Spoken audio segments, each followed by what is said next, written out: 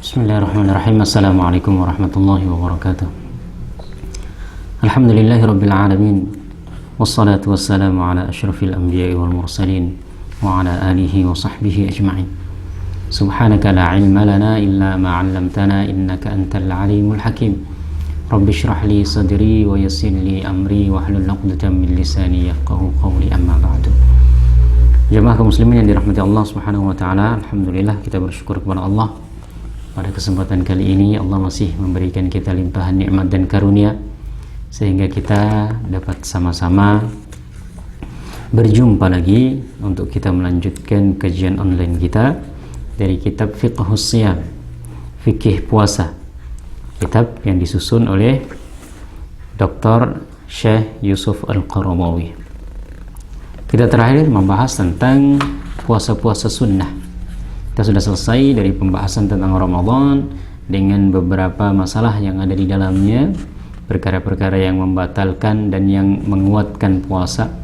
Kemudian kita terakhir masuk perkara-perkara atau puasa-puasa yang disunnahkan. Dalam Islam ini kewajiban perintah tidak semuanya wajib. Kalau ada perintah dari Allah Subhanahu wa taala, dari Rasul sallallahu alaihi wasallam, tidak otomatis perintah itu wajib. Karena perintah itu ada yang bernilai wajib, ada yang bernilai sunnah, bahkan ada yang perintah sekedar mubah. Mubah itu lebih baik dilakukan, tapi kalau tidak dilakukan ya tidak masalah. Namanya afdhaliyah, gitu ya. Nah, dari sini maka kita setelah masuk pembahasan tentang puasa wajib yaitu Ramadan, kita masuk puasa sunnah. Kita sudah sebutkan puasa sunnah yang pertama yang ditekankan dan dianjurkan dalam Islam adalah puasa 6 hari setelah Ramadan, yaitu di bulan Syawal.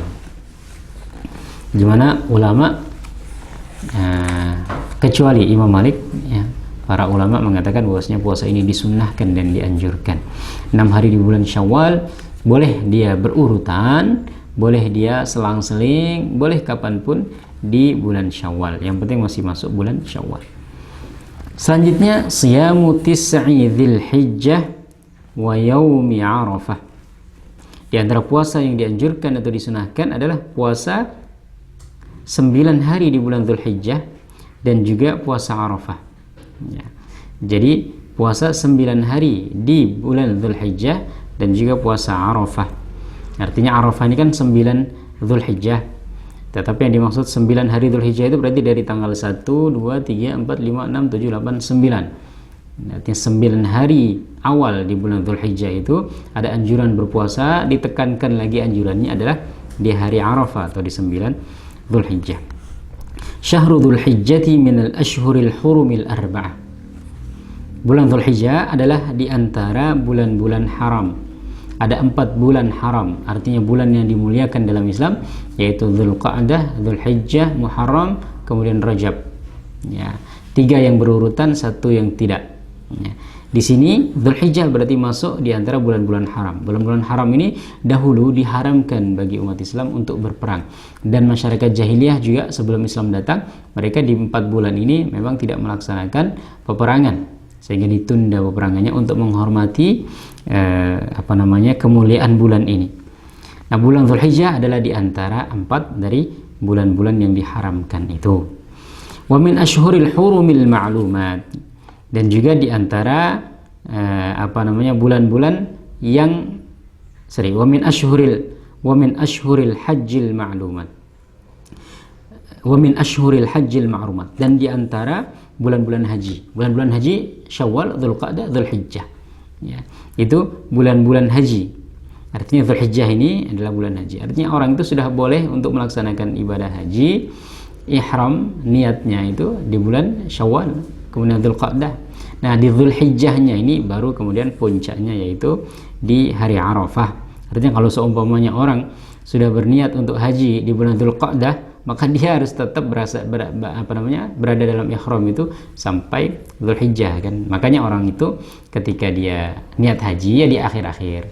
Berarti di akhir-akhir itu mendekati tanggal 9 Dzulhijjah, yaitu di hari Arafah, karena haji itu ditentukan oleh Arafah. Artinya kalau seumpamanya pas tanggal 8-nya dia ihram, kemudian Arafah, dia dapat Tapi kalau sebelum itu dia sudah ihram, kemudian di Arafah dia tidak mendapatkan Arafah, maka hajinya dianggap tidak sah. Makanya tetapi bulan-bulan itu sudah masuk bulan-bulan haji namanya ya, bulan-bulan haji. Tetapi puncaknya atau inti dari haji itu ada di bulan-bulan Dzulhijjah. Wa ayyamuhul 'asharah al-ula hiya afdalu ayyamil 'am. Dan hari-hari 10 pertama dari bulan Dzulhijjah itu adalah hari-hari yang paling mulia di antara hari-hari dalam setahun. Kama sahhat bidzalikal ahadits. Ada hadis yang sahih mengatakan itu. Fa'an Ibnu Abbas radhiyallahu anhuma, dari sahabat Abdullah Ibn Abbas radhiyallahu anhuma qala, beliau berkata, ma min ayyamin al-'amalu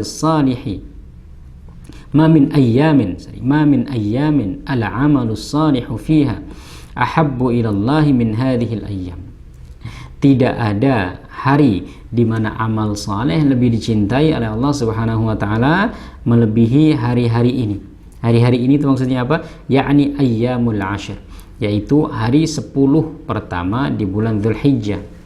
Qalu walal jihadu fi sabilillah. Para sahabat kemudian bertanya, wahai Rasulullah, apakah tidak ada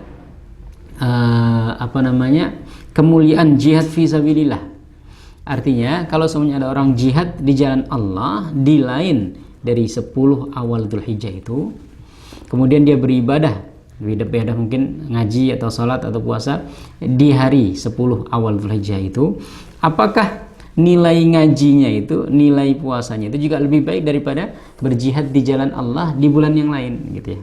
Walal jihadu fi sabilillah. Artinya Rasulullah mengatakan bahwasanya amalan ibadah paling dicintai oleh Allah Subhanahu wa taala dikerjakan di 10 awal dari bulan Dzulhijjah. Kemudian sahabat Rasulullah bertanya, Rasulullah, kalau semuanya ada orang berjihad di jalan Allah, jihad ini di antara semulia-mulia ibadah. Ada orang berjihad di jalan Allah di bulan yang lainnya selain bulan Dzulhijjah di awal-awal itu, ya, apakah nilainya juga tidak sebaik ibadah yang dilakukan di bulan Dzulhijjah di awal-awal Dzulhijjah itu? Ya. Kemudian Rasulullah mengatakan qala walal jihadu fi sabilillah. Bahkan jihad di jalan Allah semulia-mulia ibadah itu tidak bisa menandingi kemuliaan ibadah yang dilakukan di awal-awal bulan Dzulhijjah, yaitu 10 pertama bulan Dzulhijjah. Illa an yakhrujar rajulu bi nafsihi wa malihi fala yarji' bi syai'in min dzalika. Kecuali orang yang keluar di jalan Allah, jihad dengan harta dan jiwanya, kemudian dia gugur di medan perang, dia tidak kembali dengan apapun.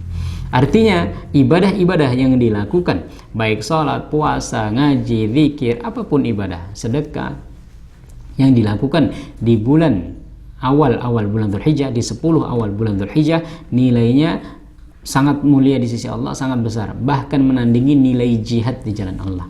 Kecuali kalau orang yang berjihad itu gugur. Artinya kalau ada orang berjihad di jalan Allah di bulan yang lain selain 10 awal Dzulhijjah ini, kemudian dia pulang, ya dia sudah mendapatkan pahala yang besar dari jihad. Dia pulang, berarti dia tidak gugur di medan perang. Itu nilai ibadahnya tidak melebihi apa yang dilakukan di 10 awal dari bulan Dzulhijjah itu. Ini betapa besarnya dan betapa mulianya 10 awal pertama bulan Dzulhijjah ini.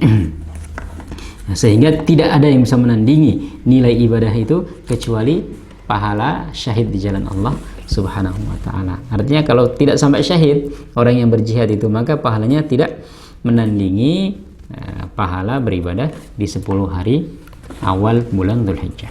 Wa fi lafdhin, dalam lafaz yang lain riwayatnya, ma min ayyamin a'zamu 'indallahi wa la ahabbu ilallahi al-'amalu fihinna min ayyamil 'ashr. Tidak ada hari-hari yang lebih agung di sisi Allah, yang lebih dicintai amalan-amalan dilakukan di hari itu, yaitu melebihi hari-hari 10 awal bulan Dzulhijjah.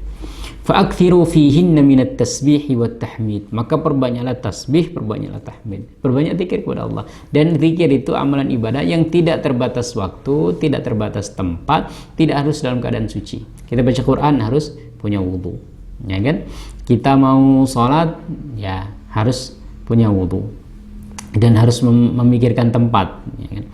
Kemudian kita kalau mau sedekah harus punya uang. Kita puasa harus kuat secara fisik. Tetapi kalau zikir, tasbih, ya, tahmid, tahlil, takbir, ini tidak butuh waktu, tidak butuh tempat, kapanpun bisa. Bahkan orang yang dalam keadaan junub pun dia boleh berzikir, walaupun tidak boleh baca Quran, tapi untuk berzikir dia boleh. Ya, kalau tidak diniatkan untuk membaca Al-Quran. Orang dalam keadaan tidak memiliki wudhu, itu pun masih boleh. Ya. Kalau sholat kan tidak boleh.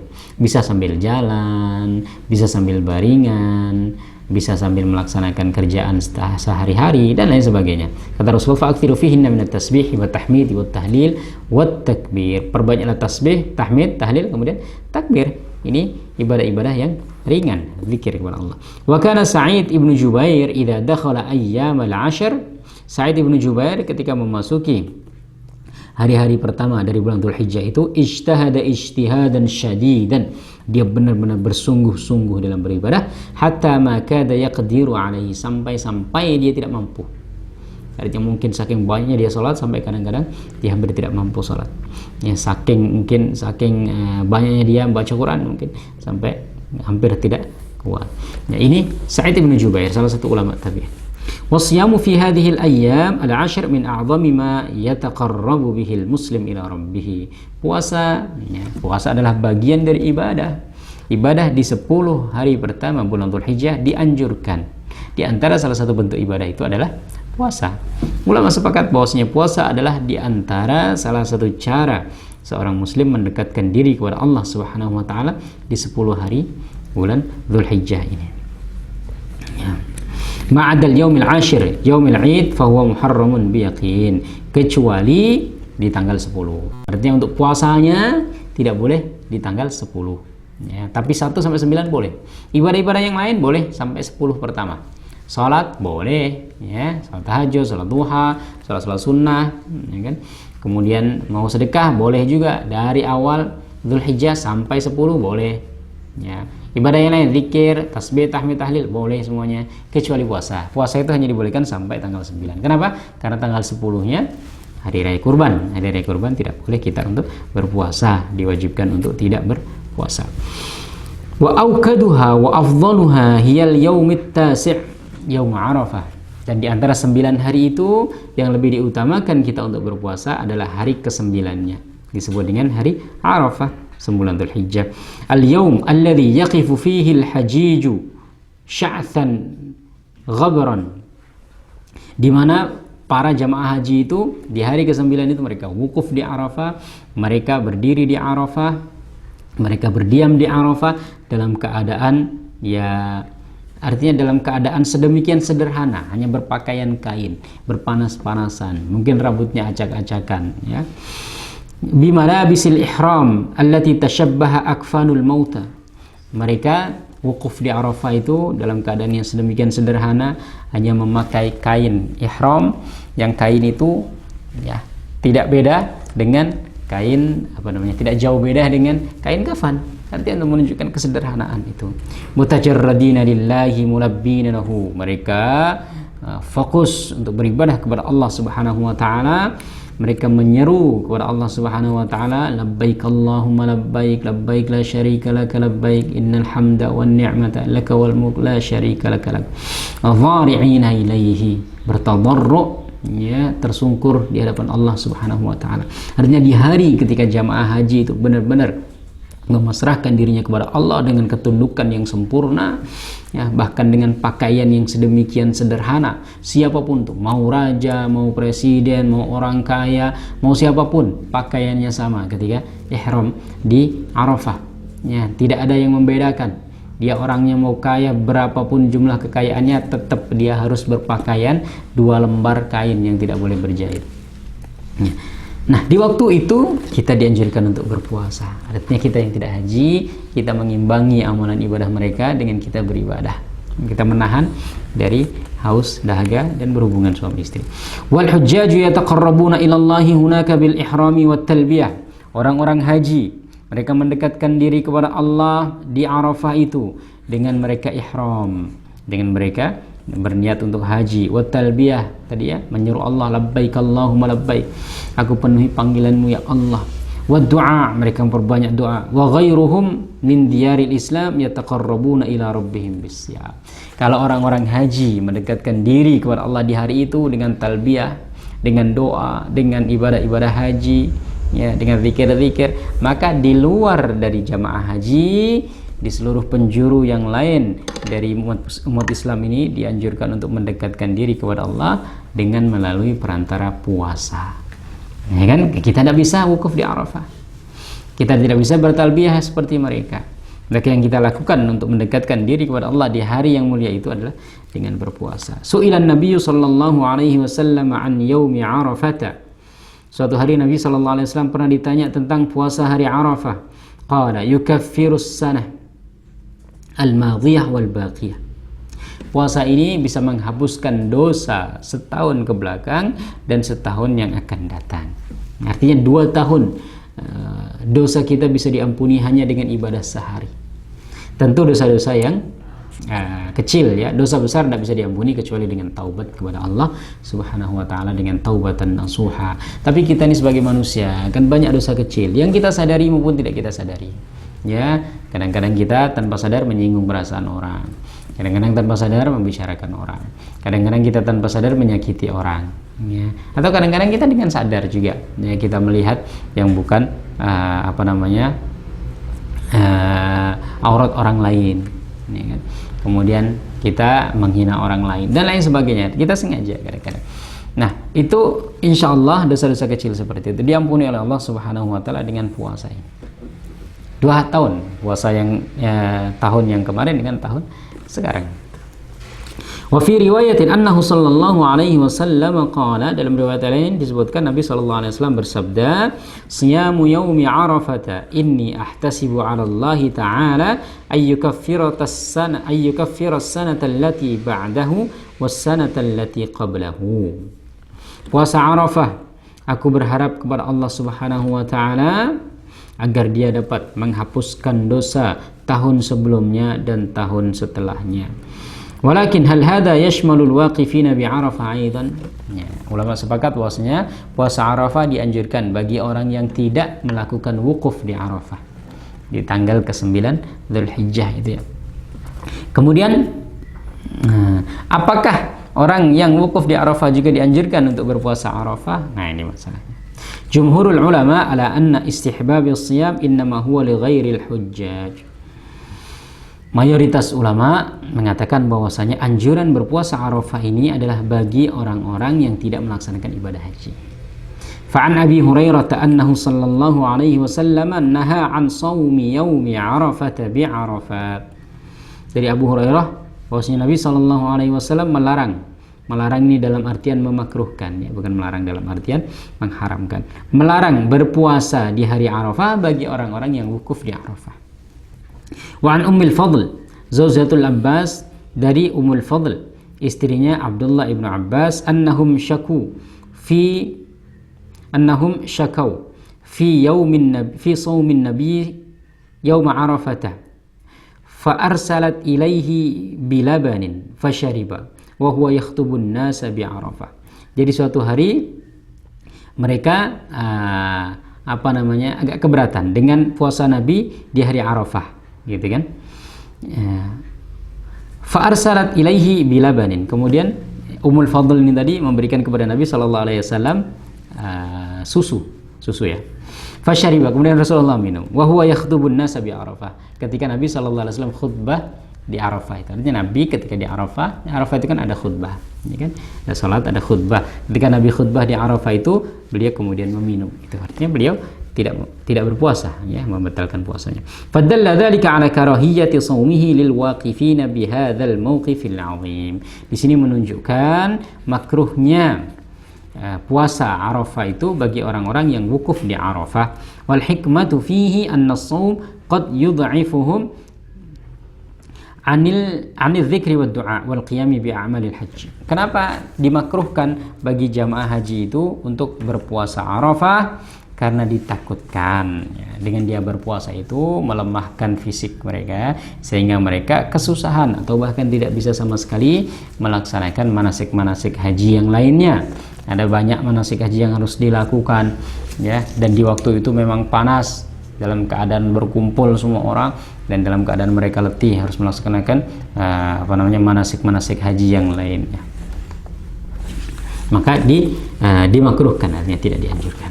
Hada ila annahu yaumu 'idin li ahli al-mauqif lijtima'ihim fi. Kemudian hari Arafah itu bagi ya orang-orang yang wukuf di Arafah itu adalah hari raya, artinya hari mereka berkumpul dengan orang-orang lain. Ya, ketika berkumpul bisa jadi kan sambil makan-makan, ya kan, berbagi makanan dan lain sebagainya. Kama yadullu ala dzalika hadits Umar fi nuzuli qoulihi ta'ala.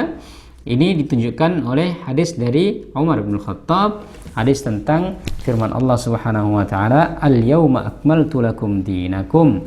Pada hari ini aku sempurnakan untuk kalian agama kalian. Wa haditsu Uqbah ibnu Amir, Yaumul Fitri wa Yaumun Nahri wa Ayyamut Tashriq indana ahlul Islam wa hiya ayyamu aklin wa syurbin.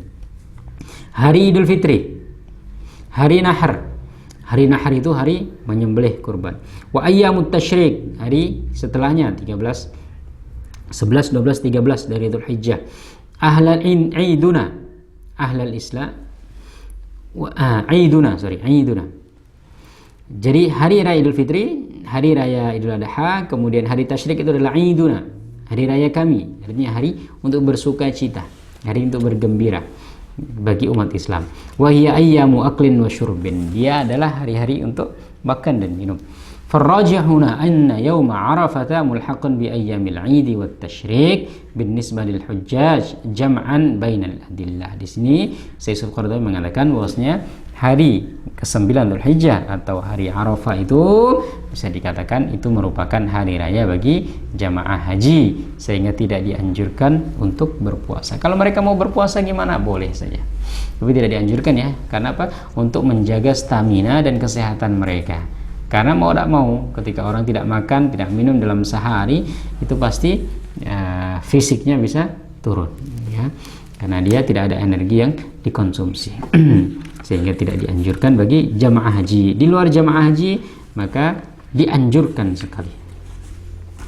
Selanjutnya, puasa yang dianjurkan juga, artinya puasa sunnah yang dianjurkan, Shaumu Asyura wa Tasu'a, yaitu puasa Asyura tanggal ke-10 Muharram, wa Tasu'a dan tanggal 9 Muharram. Asyura huwal yaum al-ashir minal Muharram. Ya, Asyura disebut Asyura dari kata asyarah. Kenapa disebut Asyura? Karena dia hari ke-10 dari bulan Muharram. Ya, diingat, dari bulan Muharram, bulan yang pertama dalam tahun Hijriah. Wa Tasu'a dari kata tis'ah, berarti hari ke-9 dari bulan Muharram. Dianjurkan untuk berpuasa di dua hari itu. Wa huwa al-yawmut tasi' minhu. Wa yabdu min majmu'il akhbar anna siyama yaumi Asyura kana ma'rufan 'inda Quraisy fil jahiliyah wa ma'rufan 'inda al-yahud kadzalika. Puasa Asyura 10 Muharram ini sebelum Islam datang, sebelum Nabi SAW diutus menjadi Nabi, sudah merupakan hal yang populer dilakukan oleh masyarakat Quraisy. Karena apa? Karena orang Arab ini kan sebenarnya mereka itu keturunan dari Nabi Ibrahim, Nabi Ismail. Nah, dari Nabi Ibrahim, Nabi Ismail itu mungkin ajaran-ajaran itu masih ada yang terpelihara, walaupun ada ajaran-ajaran yang terselewengkan. Ya, bagaimana mereka tawaf itu tidak pakai pakaian lagi, kan?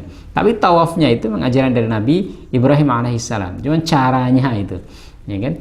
Mereka kemudian tidak memakai pakaian ketika tawaf karena menganggap bahwasanya pakaiannya ini bisa diambil dari barang-barang yang haram. Kadang-kadang ada yang riba, ada yang nyuri, ada yang menzalimi orang, sehingga mereka tidak mau memakai pakaian itu untuk tawaf, karena tawaf ini ibadah yang suci, dimuliakan Allah, sehingga mereka melepaskan pakaiannya. Nah, tawaf seperti ini kan sudah melenceng. Tapi tawafnya itu ajaran dari Nabi Ibrahim alaihissalam. Nah, termasuk ajaran puasa ini juga sudah ada sebelum Nabi SAW diutus. Mungkin ya, karena itu sudah ada sejak zaman Nabi Ibrahim, Nabi Ismail alaihissalam, kemudian diwariskan sampai ke anak cucunya masyarakat Arab. Nah, dan juga orang-orang Yahudi juga sudah terbiasa dengan puasa Asyura, gitu ya. Puasa tanggal 10 Muharram. Qalat Aisyah radhiyallahu anha berkata, kana yaumu Asyura yauman tasumuhu Quraisyun fil jahiliyah. Hari Asyura adalah hari di mana orang-orang Quraisy itu dulu sudah terbiasa berpuasa. Wa kana Rasulullah sallallahu alaihi wasallam yasumuhu. Rasulullah sallallahu alaihi wasallam juga berpuasa di hari itu.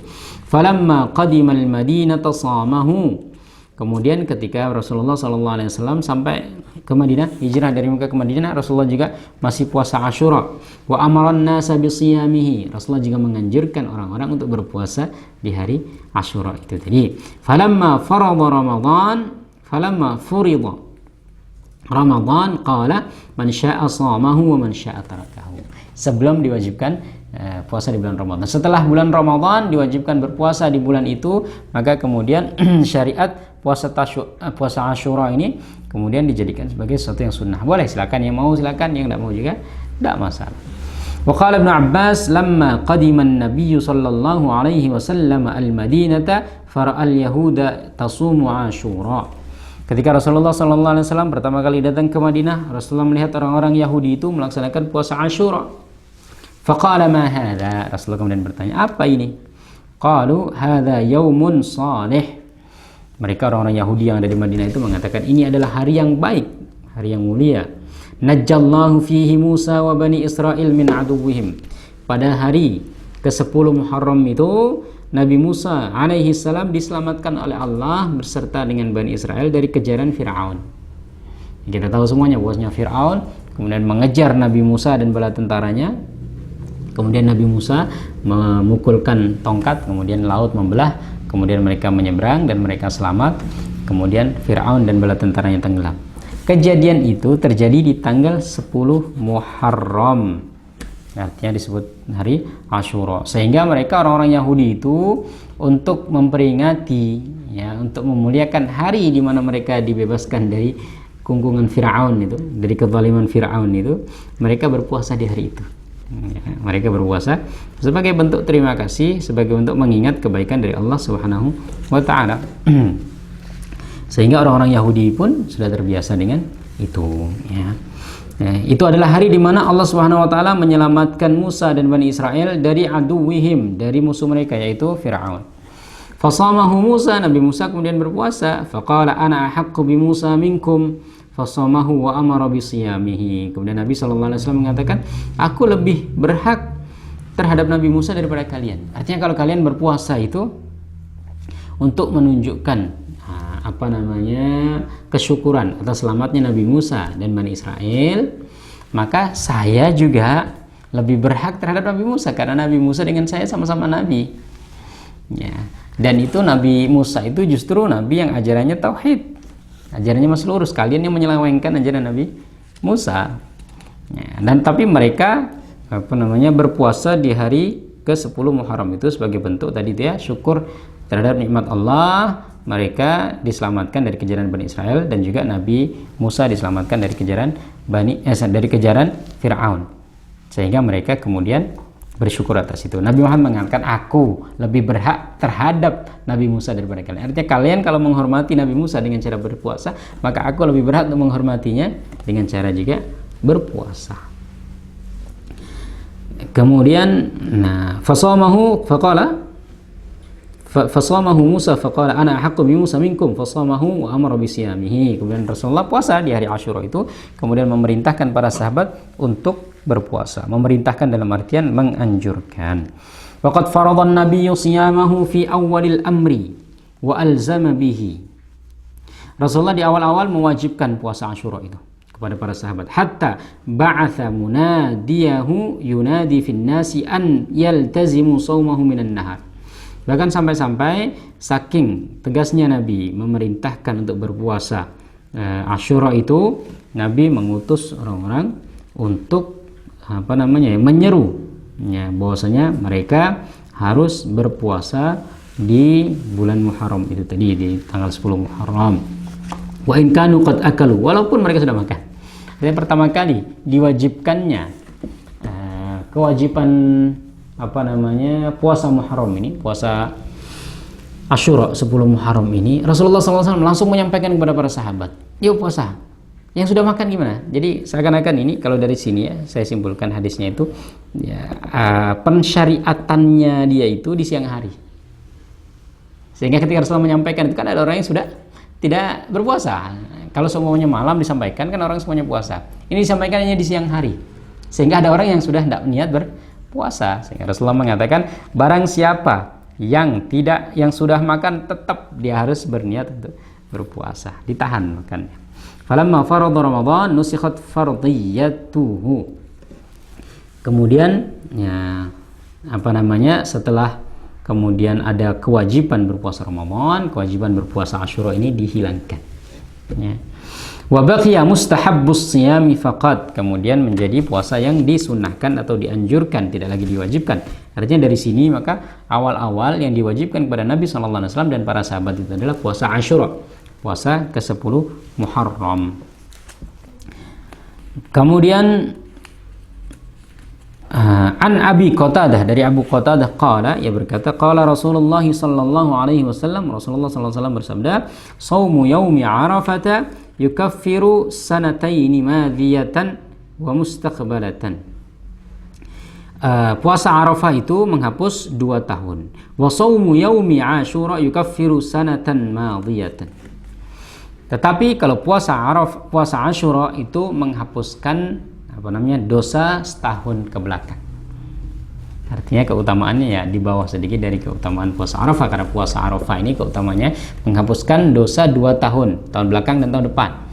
Kalau puasa Asyura ini dia menghapuskan menghapuskan dosa di tahun sebelumnya saja.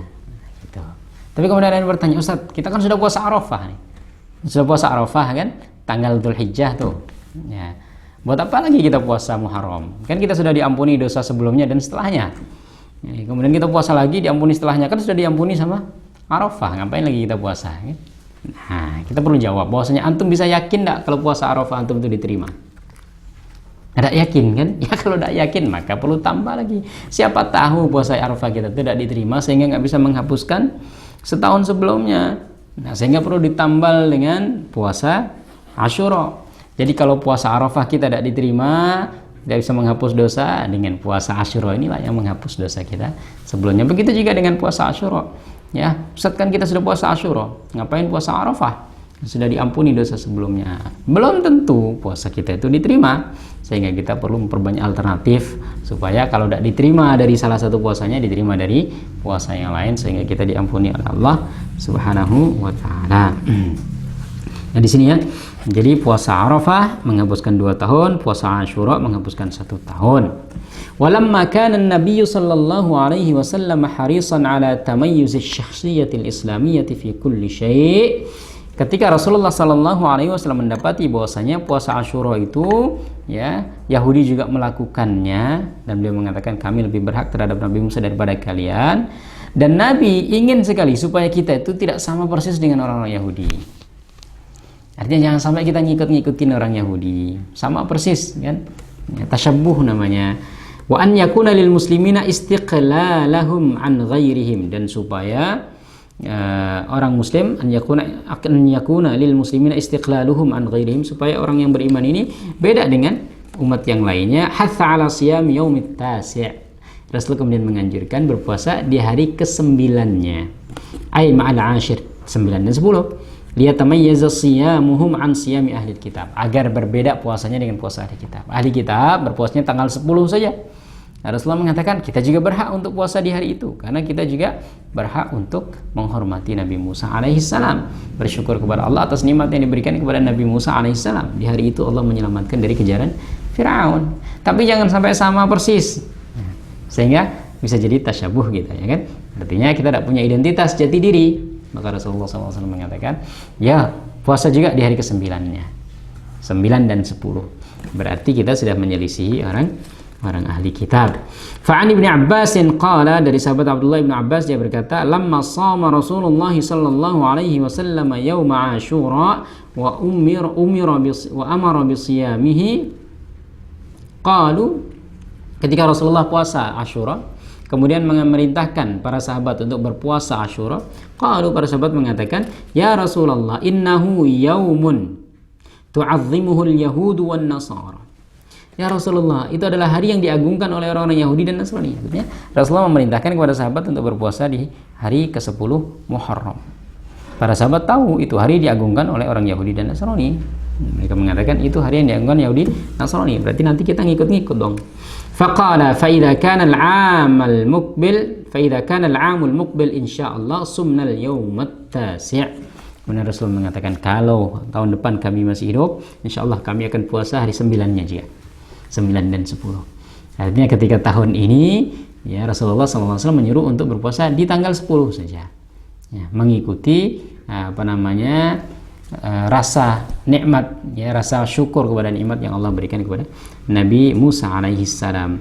Tapi kemudian para sahabat mengatakan itu hari yang diagungkan oleh orang-orang Yahudi. Jangan-jangan kita mengagungkan hari itu seperti kita mengagungkan seperti orang-orang Yahudi mengagungkan itu. Nah, Rasulullah mengatakan kalau tahun depan kami masih hidup, insya Allah kami puasa 9 dan 10. Sehingga dari sini tidak sama persis dengan ahli kitab.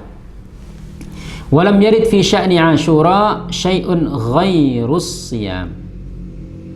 Fama ahdathahu ba'dun nasi min at-tazayyun wal-iqtizal wal-iqtihal wat-tawsi'ah 'ala al-'iyali fihi wa ittikhadhihi mawsiman aw 'idan تذبح فيه الذبائح ويتوسع فيه الناس كل هذا مما لا أصل له في دين الله ولا يدل عليه دليل صريح. Jadi yang ada anjuran di hari ke-10 Muharram itu adalah berpuasa. Anjuran yang ada adalah berpuasa. Kemuliaannya sudah kita sebutkan. Untuk masalah ibadah-ibadah yang lain atau aktivitas-aktivitas yang lain, kata Syekh Yusuf Qaradawi, kami tidak menemukan dalil yang sahih. Seperti apa? Di tanggal ke-10 Muharram itu harus berdandan kayak hari raya, harus menyembelih kurban, itu kan? Kemudian sampai harus pakai celak dan lain sebagainya, itu udah ada dalilnya. Ya. Tapi boleh atau enggak disampaikan. Wa yabdu anna hadha kana radda fi'lin li suluki syiah alladziina ittakhaduhu yawma huznin wa hadadi amin. Nah, di sini kenapa kaum muslimin itu di tanggal ke-10 itu kok mereka bergembira, bersuka cita? Kata saya seperti mungkin ini salah satu bentuk untuk Ahlus Sunnah menyelisihi orang-orang Syiah. Karena orang Syiah itu di tanggal ke-10 Muharram itu hari kesedihan, karena di hari itulah Husain terbunuh. Husain radhiyallahu anhu, cucu Nabi sallallahu alaihi wasallam, terbunuh di Karbala di tanggal 10 Muharram. Ya. Disitulah mereka kemudian bersedih. Maka ada yang mukul-mukul, ada yang mukul-mukul pakai pisau sampai berdarah-darah gitu. Itu orang-orang Syiah untuk meratapi kepergian Husain. Tetapi kita yang Ahlus Sunnah, ya, sebagian kita menampakkan kegembiraan supaya apa? Supaya tidak menyelisih, supaya tidak menyamai orang-orang Syiah, ya. Ya, kita bersedih dengan meninggalnya cucu Nabi Shallallahu Alaihi Wasallam. Tapi tetap bahwasanya hari itu adalah hari dimuliakan, maka kita memperbanyak amalan ibadah. Salah satunya adalah dengan berpuasa. Wakilal fariqaini 'alal khata'. Tapi dua-duanya juga salah, ya kan? Artinya terlalu bergembira seakan-akan menjadikannya hari raya juga salah, membuatnya hari berkabung juga salah, ya. Wala tuqawwamu al-bid'atu bi bid'atin. Bid'ah itu tidak bisa dilarang dengan dilawan dengan bid'ah. Berarti kita menghindari bid'ah. Orang Syiah itu kan membuat bid'ah itu tadi. Ya, membuat bid'ah itu dengan berkabung atau bersedih di tanggal 10 Muharram, hari Asyura, sehingga mereka melukai diri mereka sendiri. Itu kan bid'ah, nggak dianjurkan oleh Rasulullah, nggak diajarkan, nggak ada dalilnya. Tapi jangan sampai kita untuk melawan bid'ah itu kita membuat bid'ah yang lain. Dengan apa? Itu tadi, dengan cara bikin seperti hari raya, ya, sampai menyembelih kurban khusus untuk hari tanggal 10 Asyura itu, tanggal 10 Muharram itu, ya kan? Artinya kita menghindari bid'ah, terperangkap kepada bid'ah yang baru. Jangan sampai yang kita anggap itu hari yang mulia, dianjurkan untuk berpuasa, kita berpuasa. Masalah amalan ibadah yang lain ya seperti biasanya, ya kan? Masalah sedekah ya seperti biasa kita bersedekah, karena tidak ada hadis yang menunjukkan keutamaan ibadah lain selain puasa di tanggal 10 Muharram itu. Wallahu a'lam bissawab. Ini yang bisa kita kaji untuk kesempatan kali ini, yaitu tentang puasa Asyura tanggal ke-10 Muharram, ditambah juga dengan puasa Tasu'ah, puasa ke-9 Muharram, supaya tidak menyamai orang-orang ahli kitab. Kemudian sebelumnya kita juga membahas tentang puasa yang disunahkan yang lainnya adalah puasa tanggal hari-hari 9 hari di bulan Dzulhijjah, 10 hari pertama bulan Dzulhijjah itu dimuliakan, sehingga untuk puasanya kita boleh berpuasa tanggal 1 sampai 9. Boleh dianjurkan, karena itu hari yang mulia, amalan ibadah dinilai sangat besar di sisi Allah Subhanahu wa taala. Terutama sekali adalah ke tanggal 9-nya. Artinya kalau nggak bisa tanggal 1 sampai tanggal 9, ya sudah, jangan sampai lupakan tanggal 9-nya. Nah, saya banyak pekerjaan Ustaz, sehingga tidak bisa di awal bulan Dzulhijjah ini 9 hari berturut-turut puasanya. Sudah, coba 1, 3, 5, 7, 9. Tidak bisa juga Ustaz, ya sudah, ambil Senin Kemisnya. Nah, kan? Tidak bisa juga Ustaz, ya Ustaz, yang penting jangan sampai meninggalkan yang tanggal 9-nya itu, yaitu hari Arafah, disebut dengan puasa sunnah Arafah. Wallahu a'lam bishawab. Insyaallah kita lanjutkan pada kesempatan yang lainnya. Aku qouli hadza wa astaghfirullahal azim li wa lakum. Wassalamualaikum warahmatullahi wabarakatuh.